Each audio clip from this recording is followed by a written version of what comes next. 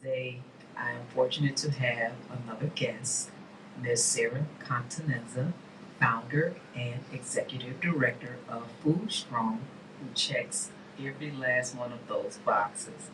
Good morning, Sarah. Good morning. Thank you so much for being our guest this morning on Black Anthropy. Honor is all mine. So, Food Strong, please tell us what Food Strong is and why you started that in 2018. What is Food Strong? What's your mission? Sure. Well, thanks again for having me. It's a true honor. Food Strong is a nonprofit organization that is dedicated to using fresh foods as a tool to educate, empower, and cultivate health throughout Northeast Ohio. That's our mission statement. What does that mean?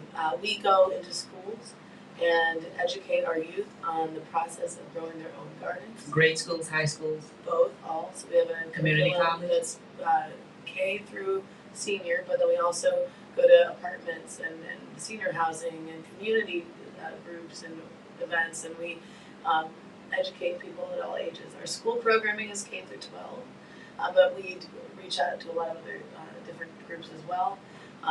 Basically, the premise is food is medicine. Food is the best medicine, and we have to be more connected with our land and with the things we're putting in our bodies, because they have extreme impacts on our daily lives, on our communities, on our future, on our environment, and all these things go back to justice. Yes. Because, when you look at how some of the conditions we're currently struggling with, whether it's public health, whether it's lead in our soil, our environmental factors, all these different things, directly related to policies and procedures that were put into place in the turn of the last century that still have devastating impacts on our communities today. And to me, I just can't see, I can't rest easy knowing that a couple miles away from where I live, in South Euclid, in a community like East Cleveland, which at one point was one of the richest cities in the entire world. Yeah. Now, people can't, they would have to get on multiple buses to get a banana. There's not one grocery store in the entire city of East Cleveland, and that's criminal. Everyone deserves access to basic human rights, and that includes real food, not just these food-like substances that are widespread everywhere. They look and taste like food, but you brought a good point earlier when we were talking. If there's 300 nuggets for $5, that's probably not real food. Yeah, it's probably not. 99 cent What hamburgers. is it? Yeah. But we have to be more knowledgeable about that, because the impact it has on our lives, our health, and our futures is devastatingly huge. And our kids are getting addicted.